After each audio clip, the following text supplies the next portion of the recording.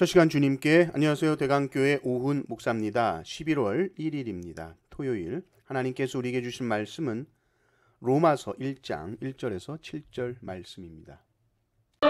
예수 그리스도의 종 바울은 사도로 부르심을 받아 하나님의 복음을 위하여 택정함을 입었으니 이 복음은 하나님이 선지자들을 통하여 그의 아들에 관하여 성경에 미리 약속하신 것이라. 그의 아들에 관하여 말하면 육신으로는 다윗의 혈통에서 나셨고 성결의 영으로는 죽은 자들 가운데서 부활하사 능력으로 하나님의 아들로 선포되셨으니 곧 우리 주 예수 그리스도시니라. 그로 말미암아 우리가 은혜와 사도의 직분을 받아 그의 이름을 위하여 모든 이방인 중에서 믿어 순종하게 하나니 너희도 그들 중에서 예수 그리스도의 것으로 부르심을 받은 자니라. 로마에서 하나님의 사랑하심을 받고 성도로 부르심을 받은 모든 자에게 하나님 우리 아버지와 주 예수 그리스도로부터 은혜와 평강이 있기를 원하노라. 아멘. 오늘부터 로마서를 시작합니다. 로마서를 잘 아십니까? 복음을 잘 아십니까? 복음은 복된 소식, 좋은 소식입니다. 뭐가 좋은 소식인가요? 예수님이 나의 죄를 위해 죽으셨다는 말씀이죠. 이것이 핵심이죠. 그런데 성경은 훨씬 더 많은 복음에 대한 이야기를 합니다. 우리가 참된 복음을 깨달아갈 때에 신앙생활이 참으로 즐거워지는데 내 신앙생활이 즐겁지 않다면 그렇게 수없이 들은 복음을 아직 깨닫지 못했을 가능성이 크죠. 신앙생활은 우리가 뭘 하는 것이 아닙니다. 신앙생활을 믿는 것이고 그 믿음이 나에게 효험이 되어서 나를 살리는 역사를 경험하는 것입니다. 그 믿음은 그리스도께서 나를 위해서 무슨 일을 하셨는지 그것을 믿는 것이죠. 그래서 앞으로 로마서를 통해서 우리가 복음에 대해서 살펴볼 때에 그리스도께서 나를 위해 하신 일, 그것을 중심으로 살펴보고 그것을 믿고 다시 또 믿는 시간이 돼서 우리가 지금보다 더욱더 즐겁고 행복한 신앙생활을 하게 되기를 바랍니다.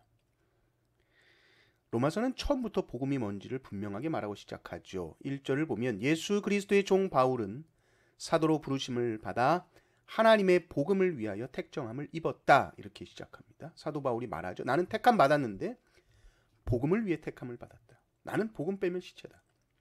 그럼 이 복음은 무엇인가? 2절, 3절, 4절은 이 복음이 무엇인지를 말해주죠. 이 복음은 하나님이 선지자들을 통하여 그의 아들에 관하여 성경에 미리 약속하신 것이라. 미리 성경이 약속했는데 그게 뭐냐면 그의 아들에 대한 이야기입니다. 하나님의 아들에 관한 이야기입니다. 그리고 이 하나님의 아들이 누구신가 했을 때에 그분은 누구신가? 육신으로는 다윗의 혈통으로 나셨고 또 인간으로 이 땅에 오신데 성령으로는 죽은 자 가운데서 부활하셨다. 바로 우리 주 예수 그리스도시다. 3절 4절 나옵니다. 그래서 복음은 무엇이냐 했을 때에 하나님의 아들이신 우리 주 예수 그리스도에 관한 것입니다. 예수님이 행하시고 말씀하신 모든 것, 그 예수님에 관한 것입니다. 이거는 우리의 행위와 상관없이 예수 그리스도께서 우리를 위해 이루신 일, 그것이 복음입니다. 복음이 만일 내 행위와 관련되어 있다면 우리는 언제라도 낙심할 수 있죠. 그것은 영원할 수 없습니다. 내 행위와 관련되어 있다면 한계가 있는, 지혜가 부족한, 무력한 나의 행위와 관련이 있다면 복음은 영원할 수 없죠. 영원히 우리를 살리는 복음이 될 수 없습니다. 그러나 그것이 영원하신, 온전하신, 전능하신, 가장 지혜로우신 그리스도와 관련되어 있다면 이 놀라운 복음은 언제나 나에게 능력 있는 복음이 될 수 있는 것이죠. 바울이 이 복음을 들었습니다. 그것이 바로 바울에게는 사명이 되었고 바울에게 직분이 되었습니다. 5절을 보십시오. 그로 말미암아 우리가 은혜와 사도의 직분을 받아 그의 이름을 위하여 모든 이방인 중에서 믿어 순종하게 하나니. 그에게서 받았으니 이제 그의 이름을 위하여 사는 존재가 된 것이죠. 그 이름을 위한 가장 중요한 일이 뭐냐면 그 이름을 믿는 겁니다. 그 이름을 믿는 것은 반드시 순종과 같이 가는 거예요. 믿어 순종하게 하는 겁니다. 믿음은 순종과 동의어예요. 왜요? 믿는다고 할 때 그것은 대상이 있습니다. 대상이 누구십니까? 예수님이시죠. 내가 예수님을 믿는 삶의 모습이 뭐냐면 그 예수님께 순종하는 것입니다. 그게 믿는 모습입니다.